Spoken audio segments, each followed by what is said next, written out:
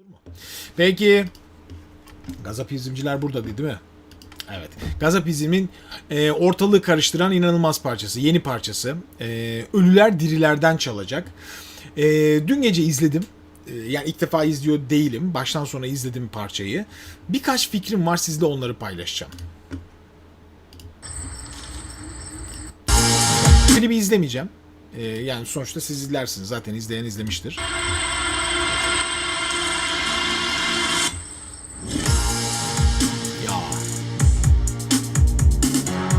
Görüyorsunuz, kickler falan her şey yerli yerinde değil mi? Bakın.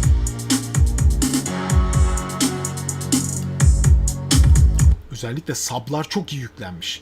Bu parçayla ilgili olarak biliyorsunuz burada ben ses analizleri yapıyorum ama bir ses analizi yapmak için temel değerlerimiz var. Nedir? Önce şarkıcının sesini duymamız lazım. Yani bu ne demek? Farz edin stüdyoya gittiniz. Ben stüdyoda vokal koçluk da yapıyorum. Bu vokal koçluğun içinde zaman zaman stüdyoda diğer çalışan kişilere müdahaleler de oluyor. Yani nasıl bir şey bu?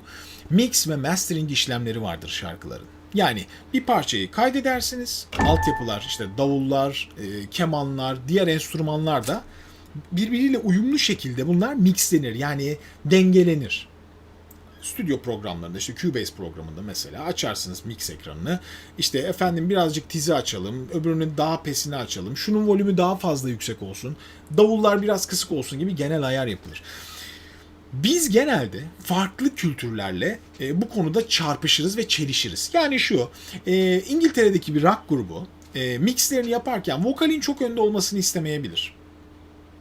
Ve genelde Türkiye'deki mixçiler der ki ya abi işte bak vokali çok açmayalım. Neden? İşte ne bileyim Green Day'de çok açmıyor. Daha çok gitar, davul falan geliyor sound'da. Daha müziği öne çıkarıyorlar. Bunu diyorlar. Fakat bizim ülkemizde bu böyle olmuyor. Daha doğrusu dünyanın hiçbir yerinde rapçilerin sesinin kısıldığını duymadım ben.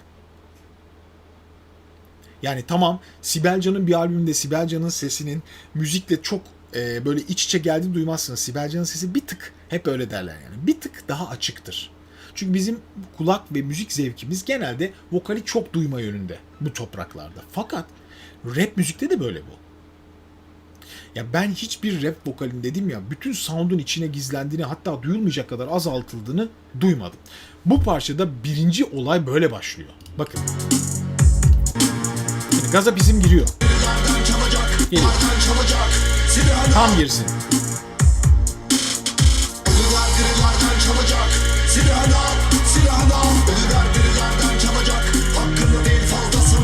Şimdi Gazapizm burada vokal yaparken birkaç ses daha desteklemiş ana vokali. Yani yine kötülerden, ölüler dirilerden çalacak. La la la la la. Ve bunu yaparken iki kere kendi sesiyle 2-3 kere okumuş ve tek bir vokal yapılmış. Hatta şurada tierce bile var bakın.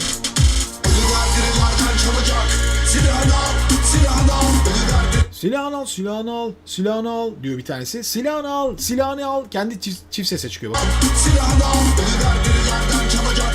Hakkında değil fazlasında gazı var. Var, mızmızlar, dımdızlak kalacaklar.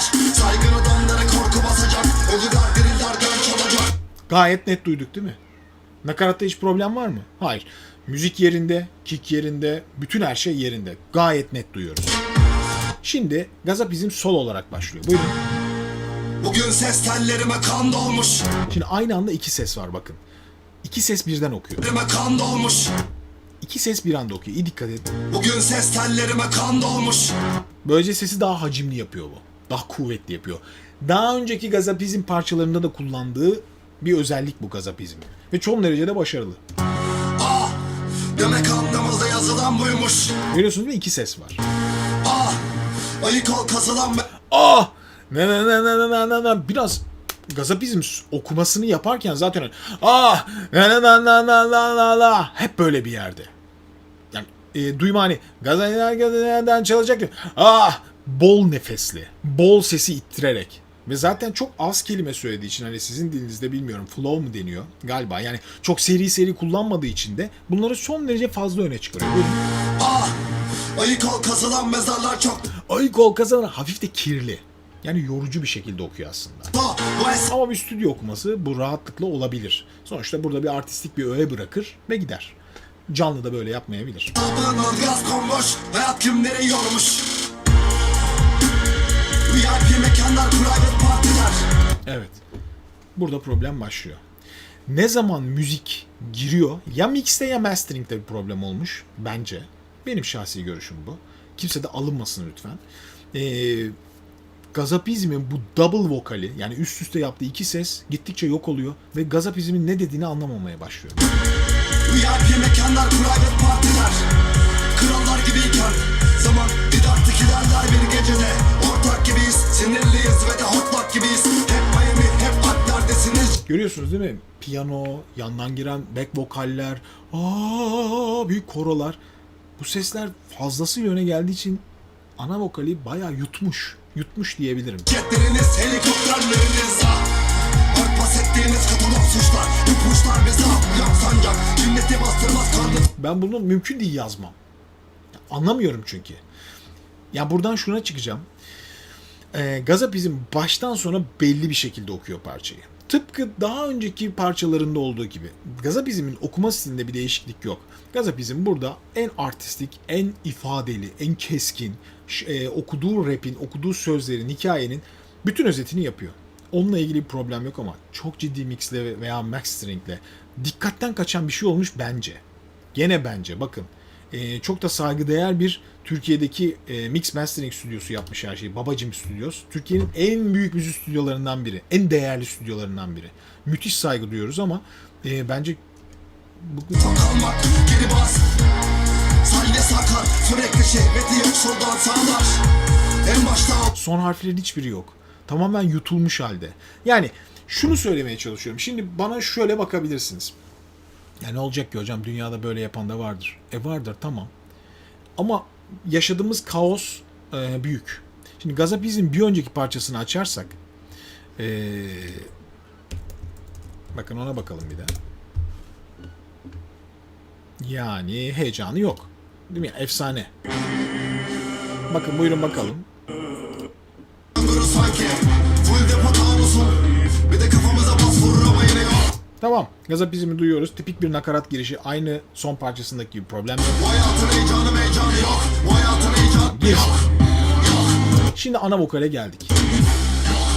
Kazan kazan yok. Kaybedecek birimiz kaçarı yok. Çocuk çok yatarın yok. Oynayan açayı yok. Olmayan façası yok. Bazı şeyler aranjenin kendisinde de olabiliyor. Gazapizm konuşurken genelde müzik bayağı çekilmiş. Diğer parçada bu uyum tam olmamış. Yani hepsi bir aradalar. Kurtaran paçayı yok. Bak. Gelecek için bir hedefin yok. Yarının yok. Sözleri çok net anlıyoruz. Ve zaten bu anlaşılma işin değerini arttırıyor. Güvenin yok. İllegal legal düzenin yok. Ve bakın Para kesesi yok. ritim girdi ama ne dediğini anlıyorum Gazapizm'in. Bekleme rüzgarın sesi yok. Her şey boş yeri tasarı yok. Bir tık açık. Bir tık açık. Neyse ben bunu böyle özellikle size ne için anlattığımı söyleyeyim. Kimse yanlış anlamasın gene. Ondan sonra hocam düşünceni söyle diyor. Bir grup diyor ki hocam düşünceni söyle korkma. Bir grup diyor ki hocam yani işte insanlar kırılmasın. Ben bunun dengesini bulmak çok zor bu parçada. Bu işi yapan arkadaşlar dediğim gibi Türkiye'nin saygın bir stüdyosu. Onlara en ufak benim fikrim bu. Şahsi fikrim olduğunu söyleyebilirim. Bence Gazapizm'in sesinin burada birazcık müziğin içinde gömülmesi sözlerin anlaşılmasını azaltmış. Sözleri anlaşılmayan parçalar bizim ülkemizde sıkıntı yaratır. Bu da benim genel tecrübem. Bu parçayla ilgili fikrim bu. Rap yapan veya diğer müzikleri yapan arkadaşlar iş mix'e geldiği zaman vokalin duyulması önemlidir.